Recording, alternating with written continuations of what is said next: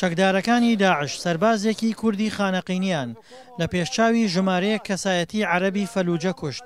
بەمەش ژمارەی ئەو گەنجە خانەقینیانەی لە ڕیزەکانی سوپای عێراق و حەشدی شەعبیدا کوژران گەیشتە 25 کەس.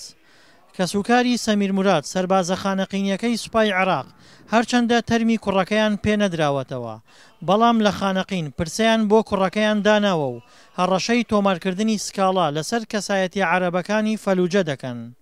لە 26 مانگ منتەقەی گەرمە لە ئەمبار گەرمە هجومیان کردە سەریان داعش. لەوێ ئێمە 27 مانگ خەبەرمان بۆ هاتووتیان براکەت شەهید بووە. ئیتر کەوتیان براکەت شەهید بووە، من یەکسەر چوون بۆ بەغا ویستم بڕۆم بۆ جێی شەڕەکە، هیچ مەجالێکی تێدا نەبووتیان هەمووی خەتی عەسکەری ئێمە ناتوانین مەدەنی بەرین. تر جنازەکەی دیار نەبوو، هەرانەوت شەهیدە و بەڵام جنازە هیچ دیار نەبوو.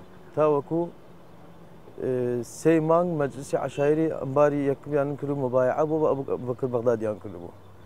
ئەم ڕۆژەکە ئیتر لەسەر فەیسبوک ئەلانیان کرد کەوتیان براگەم لەوێ ئەسیر بوو و شەهید کراوە.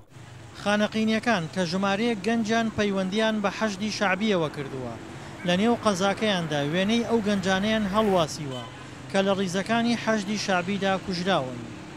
کە لە سەرەتای هاتینی داعشەوە من خۆم گەنجانی ئەم منتەقە هەمویان عەلاقاتێکی چاکم هەیە لەگەڵیانە، هەمویان داوایان لە من کرد، قائمەیەکیان هاورد، زیاتر لە 1000 کەس ناویان نووسی بوو، وتیان ئێمە ئامادەین بەبێ هیچ تەنانەت نان و فیشک و ئەمانەمانە بۆ بێنن، ئێمە ئەمانەوەی بەرەنگاری لەگەڵ داعشا ببینەوە، گیان خۆمان کفن ئەەکەین نەبەر گیان خۆمان تەرخانەکەین.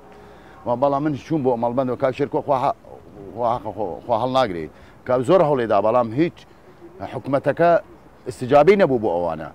ئەوانە ئەو گەنجانە هەمووی ئیسا تقریبا زیاتر 100 کەسی لە تکریتە، ئەو باقیشی زۆری ڕۆشتە بۆ ڕوومادی ئەومانە.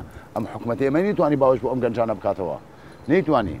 دانیشتوانی خانەقین هەرچەندە بەشێکی کەمیان ئینتیمای مەزهەبی بەسەریاندا زاڵترە و لایەنگیری هێزە شیعیەکانن، بەڵام زۆربەیان ئینتیمای نەتەوەیی بەسەریاندا زاڵترە و لایەنگیری هێزە کوردیەکانن.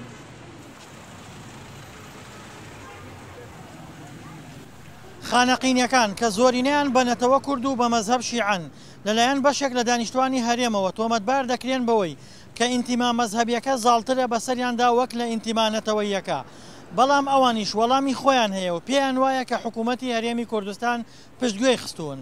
دڵشاد ئەنوەر، دەنگی ئەمریکا، پارێزگای کەرکووک.